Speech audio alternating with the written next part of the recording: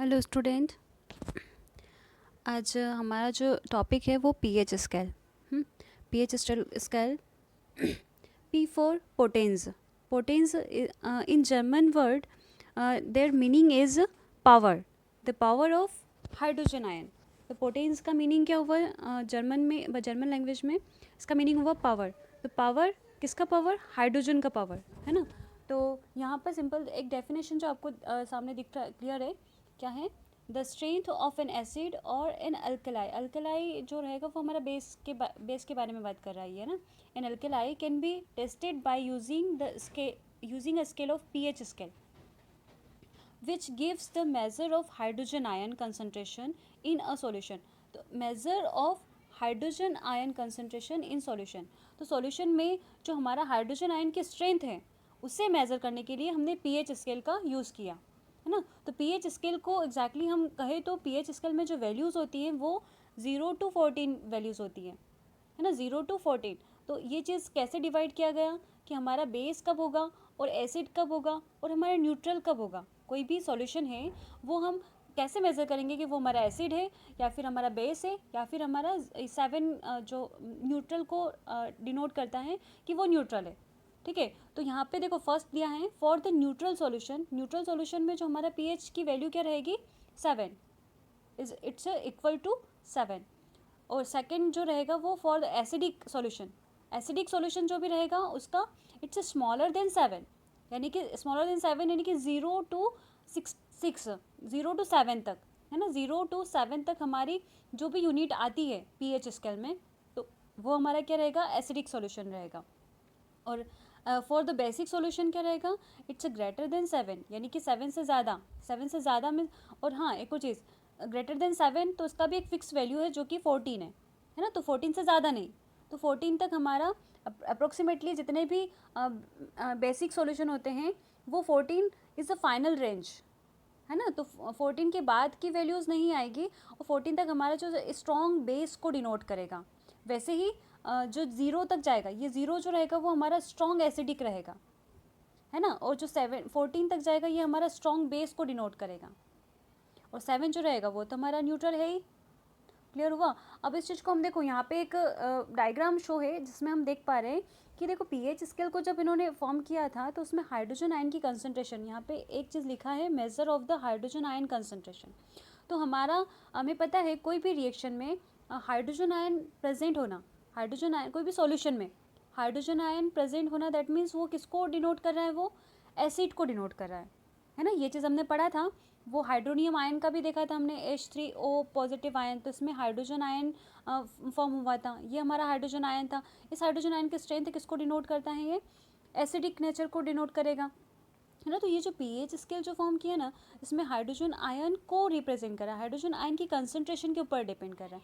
यानी कि hydrogen ion की कंसंट्रेशन अगर ज़्यादा रही, 0 पॉइंट पर क्या दिख रहा है? हाइड्रोजन आयन की कंसंट्रेशन ज़्यादा है, और 14 पॉइंट पर हाइड्रोजन आयन की कंसंट्रेशन एकदम 0 हो गया, है ना। तो यहाँ पर हम ये देख पा रहे हैं हाइड्रोजन आयन की कंसंट्रेशन 0 है, दैट मीन्स हमारा वो एसिडिक बिल्कुल रिप्रेजेंट कर ही नहीं रहा है ना। 7 है दैट मीन्स वो न्यूट्रल है।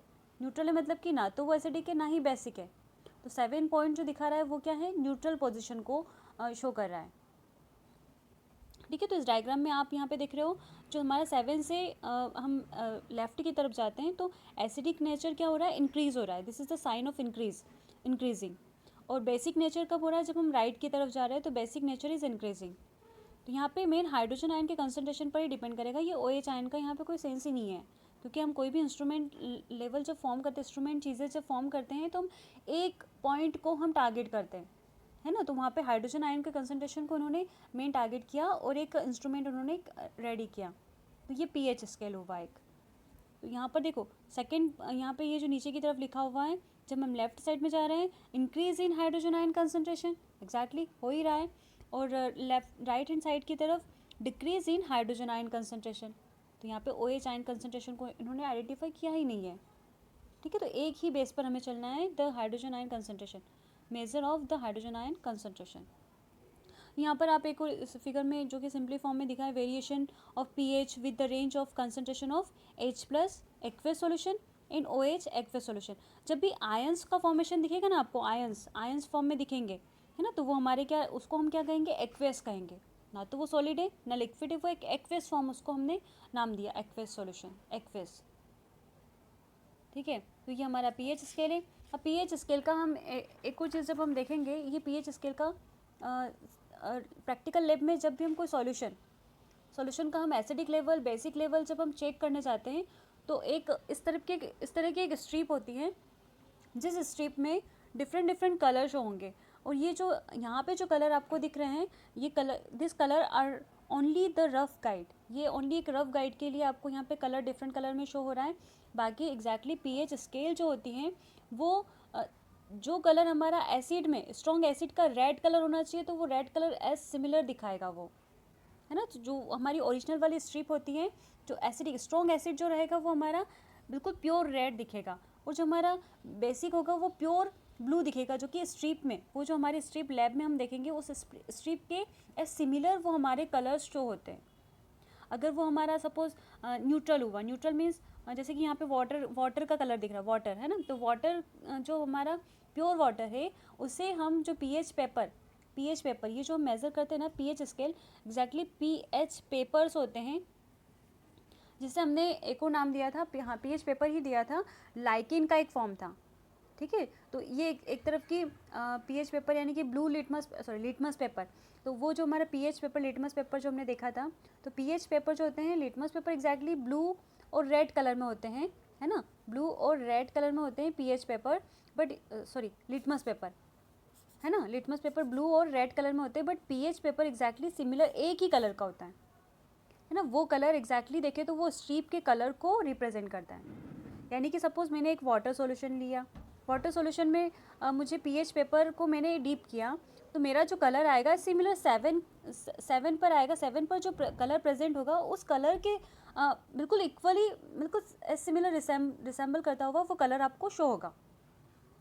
क्लियर हुआ। ऐसे ही देखो यहाँ पर ये गैस्ट्रिक जूस है, या फिर हमने हाइड्रोक्लोरिक एसिड लिया, ठीक है, हाइड्रोक्लोरिक एसिड को जब हमने डीप किया, हाइड्रोक्लोरिक एसिड में जब पीएच पेपर को डीप किया, तो उसका जो कलर आता है वो अप्रोक्सीमेटली हमारा जाएगा 2 यानी कि 1 पॉइंट या फिर 2 पॉइंट के अप्रोक्सीमेटली सिमिलर रहेगा, है ना, तो 2 के सिमिलर रहेगा। तो ये हम देखते हैं कि वो जो स्ट्रीप के कलर आते हैं वो एज सिमिलर आते हैं। अगर हमारा इस पोजीशन पर यानी कि 5th वाले पोजीशन पर अगर कोई कलर शो हो रहा है, दैट मीन्स उसका एसिडिक लेवल हम बता सकते हैं एसिडिक लेवल ही रहेगा, क्योंकि 7 से नीचे की तरफ क्या है, एसिडिक लेवल, और 7 से ऊपर की तरफ बेसिक लेवल। तो वो हमारा एग्जैक्टली दिखा है, वो हमारा 5 पॉइंट के अप्रोक्सीमेटली सिमिलर रहेगा, वो हमारा कलर एग्जैक्टली शो हो जाएगा, है ना। तो वो हमारा हम उसको क्या कहेंगे, वीक एसिड, और इस साइड 0 की साइड में स्ट्रॉन्ग एसिड। इसी टाइप से 7 के पास वाला जो रहेगा वीक बेस, और जो 14 के अप्रोक्सीमेटली क्लोज रहेगा वो हमारा स्ट्रॉन्ग बेस रहेगा, है ना। तो यहाँ पे आप लोग देख रहे हो गैस्ट्रिक जूस का यहाँ पे मैंने कुछ वैल्यूज है वो गलत रॉन्ग तो नहीं है, एक बार चेक करना पड़ेगा इसको, एक मिनट।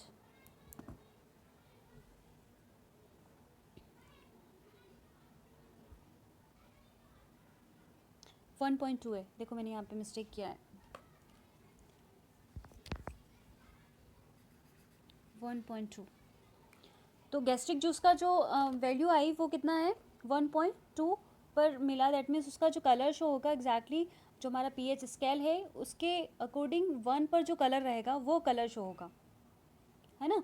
तो ये सेकंड हमने लेमन जूस लिया, तो लेमन जूस का जो पॉइंट है वो 2.2 आएगा, तो उसका जो 2 पर जो कलर रहेगा वही कलर शो होगा। और जो 7 यानी कि प्योर वाटर और ब्लड का जो होता है पीएच कितना होता है, 7.4 होता है, तो उसका कलर भी एग्जैक्टली ग्रीन शो होता है। और जो हमारा मिल्क ऑफ मैग्नीशियम हाइड्रोक्साइड, जिसको हमने अदर फॉर्मूला है, इसका 10 पर मिलता है, 10 पर जो कलर होगा वही कलर शो होगा। ऐसे ही सोडियम हाइड्रोक्साइड जो है NaOH, इसका 14 पर है, तो ये स्ट्रॉन्ग बेस हुआ।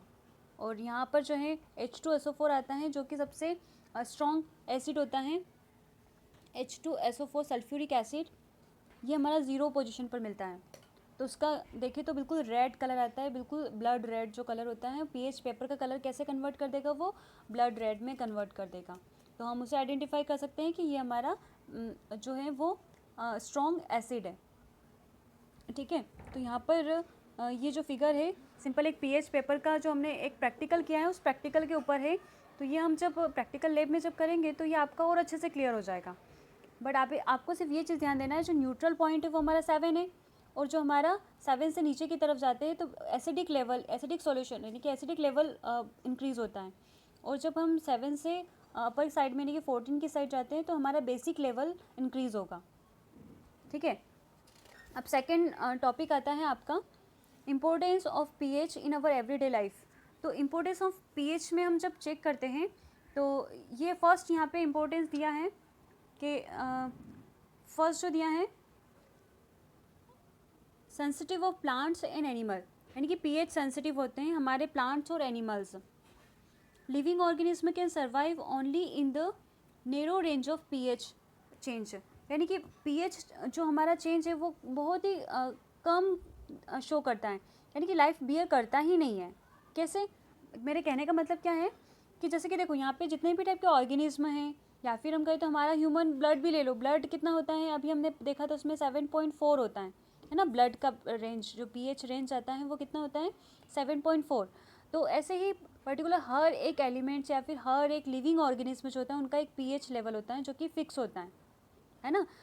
तो वो जो पीएच, आपने कुछ ऐसे बैक्टीरिया वगैरह भी देखे होंगे जो कोल्ड एरिया यानी कि कोल्ड जितना भी लोकेशन है वहाँ पर आपको देखने को मिलेंगे। तो उनके बॉडी में भी अलग टाइप के केमिकल्स वगैरह होते हैं, तो उनमें भी एक फिक्स क्या होता है पीएच वैल्यूज़ होती है ना। तो इस टाइप से लिविंग ऑर्गेनिज्म जितने भी टाइप के हैं तो उनका एक फिक्स रेंज होता है, उसी रेंज में ही वो जो ऑर्गेनिज्म है वो रह पाता है, खुद को सर्वाइव कर पाता है। अगर वो रेंज थोड़ा सा कम ज़्यादा हुआ तो डिसबैलेंस, यानी कि हमारा पीएच जो स्केल है वो डिसबैलेंस होता है और उससे कोई ना कोई इश्यूज़ होते हैं, यानी कि हम कहें तो एक बॉडी जो डिसीज़ इंक्रीज मतलब डिसीज़ सिम्टम्स दिखते हैं वो पीएच स्केल के यानी कि पीएच रेंज के कम ज़्यादा होने पर ही दिखते हैं, है ना। तो ये जो sensitive pH sensitive of all plants and animals दिखेंगे ही आपको, है ना। एक और चीज़ आप देखो, जब हम सपोज़ यहाँ पे वाटर लेवल में पीएच, यानी कि हम जैसे कि जो हमारे एक्वेटिक प्लांट्स एक्वेटिक एनिमल्स होते हैं उनका वाटर का तो पीएच अप्रोक्सीमेटली 7.4 के अप्रोक्सीमेटली ही क्लोज रहेगा, है ना। तो देखो अब जब भी आपने देखा एसिड रेन, है ना, वाटर का होता है, ये वाटर का लिखा मैंने रिवर का, तो जैसे एसिड रेन हुआ, ठीक है, एसिड रेन में क्या होता है यहाँ पर जो एसिडिक क्वांटिटी है, एसिडिक जो केमिकल है एसिड, वो हमारा वाटर में क्या होता है ऐड होता है। तो वाटर में ऐड हुआ दैट मीन्स हमारा जो 7 जो हमारा न्यूट्रल था वाटर वो हमारा डिक्रीज़ हुआ कहीं ना कहीं, और इसका वैल्यू पहुँच गया कहाँ तक पहुँच गया 5.5 या फिर 5.4 तक पहुँच गया। तो ये हमारा एक किस टाइप का रेंज दिखा रहा है, एसिडिक रेंज दिखा रहा है। अब वाटर का रेंज कैसा हो गया, पीएच रेंज 5.4 हो गया, तो ये हमारा एसिडिक वाटर हो गया, है ना। तो एसिडिक वाटर में जितने भी एक्वेटिक प्लांट्स हैं उनके लिए हार्मफुल है ये वाटर, है ना, तो उनके लिए हार्मफुल है। तो यहाँ पर हम देखते हैं कि वो जो हमारे जितने भी एक्वेटिक प्लांट्स हुए एनिमल्स हुए वो कहीं ना कहीं एक डेंजरस जोन में आ जाते हैं, है ना। तो वहाँ पर भी हमारा वो, यानी कि हम यहाँ पे सिंपली फॉर्म में कह सकते हैं जितने भी टाइप के प्लांट्स होते हैं एनिमल्स होते हैं ये पीएच सेंसिटिव होते हैं, वो अपनी सिंपल सी लाइफ को सर्वाइव नहीं कर पाते अगर उनका पीएच लेवल कम या फिर ज़्यादा होता है तो, है ना। तो ये हमारा एक इम्पोर्टेंट हुआ पीएच का, पीएच स्केल या फिर पीएच का, है ना, पीएच रेंज का। सेकंड जो हमारा एवरीडे लाइफ में इम्पोर्टेंस है पीएच ऑफ द सॉइल। तो यहाँ पे सॉइल का जो पीएच है वो भी एक फिक्स होता है, यानी कि आपने देखा होगा हमारे जो एग्रीकल्चर डिपार्टमेंट में जितने भी यहाँ पे फार्मर, कोई भी अपनी क्लास में फार्मर है तो वो उन लोगों को अच्छे समझ में आता है कि हमारी जो हमारे फील्ड की जो सॉइल है उसे हम टेस्ट करने के लिए एग्रीकल्चर डिपार्टमेंट जहाँ पर प्रेजेंट है वहाँ पर हम लेके जाते हैं। तो वो लोग क्या देखते हैं, वो लोग यही चेक करते हैं जो वो सॉइल है उसका पीएच कैसा है, पीएच रेंज कैसा है। तो वो पीएच रेंज जब जैसे पता होता है तो उसके अकॉर्डिंग वहाँ पर मैनर वगैरह यूज़ करते हैं, हम फर्टिलाइज़र वगैरह यूज़ करते हैं, है ना। तो वो कहते हैं कि नहीं आपकी जो सॉइल है उसमें नाइट्रोजन की एफिशिएंसी है, तो वो नाइट्रोजन से रिलेटेड मैनर आपको देंगे, प्रोवाइड करेंगे, और वही मैनर आपको यूज़ करना है पूरे फील्ड में, ठीक है। तो ये हमारा पीएच रेंज ऑफ सॉइल। तो ये plants require a specific pH range for their healthy growth, यानी कि हेल्दी ग्रोथ के लिए एक पीएच रेंज के स्पेसिफिक रेंज को वो बियर करता है। हर एक प्लांट्स जो है उसका एक फिक्स पीएच रेंज रहेगा, उसी में ही वो ग्रोथ कर पाता है है ना। तो सॉइल का पीएच भी हमें पता होना ज़रूरी होता है, और फार्मर्स के लिए ये चीज़ जो है वो चेक कराना भी ज़रूरी होता है। तो यहाँ पर हम सॉइल में भी देख रहे हैं, तो ये भी हमारा इम्पोर्टेंट हुआ पीएच का, ठीक है। तो इसको आप थोड़ा सा और डिटेल में आप लोग लिख लेना। मैंने यहाँ पे शॉर्ट फॉर्म में लिखा है, आप इसे थोड़ा डीप में लिखने की कोशिश करना, है ना। तो यहाँ पे थर्ड दिया है the pH in our digestive system. Digestive system में जब हम चेक करते हैं तो stomach produce HCl hydrochloric acid to digest of food. Food को डाइजेस्ट करने के लिए हाइड्रोक्लोरिक एसिड जो कि गैस्ट्रिक जूस के नाम से प्रोड्यूस होता है। और ड्यूरिंग द इनडाइजेशन, जब भी हमें इनडाइजेशन वाली प्रॉब्लम होती है तो हमें क्या होता है, stomach produce a much of acid. तो हमारा स्टोमक क्या प्रोड्यूस करता है, जो हमारा एसिड है वो काफ़ी ज़्यादा क्वांटिटी में प्रोड्यूस करता है। जब इनडाइजेशन वाली सिचुएशन हमें आती है तब क्या होता है, this cause pain and irritation. तो वो जो हमारा एक्सेस क्वांटिटी में एसिड प्रोड्यूस हो रहा है उससे हमारा स्टोमक में क्या होता है, पेन होता है और इरिटेशन भी होती है। तो उस इरिटेशन यानी कि पेन को हम डिक्रीज़ करने के लिए, कम करने के लिए, तो यहाँ पे क्या करते हैं, in this case of acidity, तो वो जो हमारा एग्जैक्टली हम देखें तो एसिड का इंक्रीज होना, फॉर्म होना, तो वो हमारा एसिडिटी डिसीज़ को डिनोट करता है ना, एसिडिटी सिम्टम्स को डिनोट कर रहा है। तो एसिडिटी जब होती है तो वी यूज़ एंटा एसिड। क्या यूज़ करते हैं हम, एंटा एसिड, जो कि मिल्क ऑफ मैग्नीशिया होता है। क्या होता है, मिल्क ऑफ मैग्नीशिया, MgOH। तो ये मिल्क ऑफ मैग्नीशिया क्या करता है, हमारे जो स्टोमक में एक्सेस क्वांटिटी में एसिड है उसे क्या कर देता है, न्यूट्रल कर देता है ना। तो देखो यहाँ पे आपको पता है acid plus base it's a form salt plus water, है ना। तो ये चीज़ आप ध्यान रखो, हमारे स्टोमक में HCl प्रोड्यूस हो रहा है और बेस हमने जैसे कि MgOH होल ट्वाइस हमने लिया, इसको एंटा एसिड के फॉर्म में यानी कि मेडिसिन के फॉर्म में हमने इसको इनहेल किया।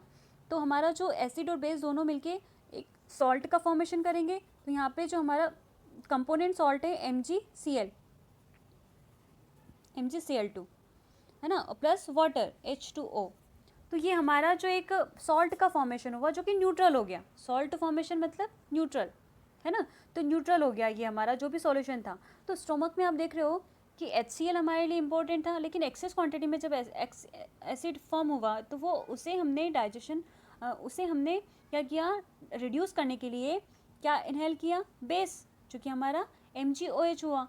तो MgOH से जैसे ही उसने एसिड ने रिएक्शन किया तो सॉल्ट प्लस वाटर फॉर्म हुआ और ये हमारा एक रिएक्शन जो थी वो बैलेंस हो गया, है ना, बैलेंस हो गई। और वाटर भी प्रोड्यूस हुआ जिससे हमारी जो इरिटेशन हुआ, पेन हुआ, वो क्या हुआ, कहीं ना कहीं हम रिलैक्स फील कर रहे हैं अब, है ना। तो एसिड जो pH in our digestive system में भी पीएच का बहुत अच्छा खासा ही आप देखते हो रोल प्ले कर रहा है।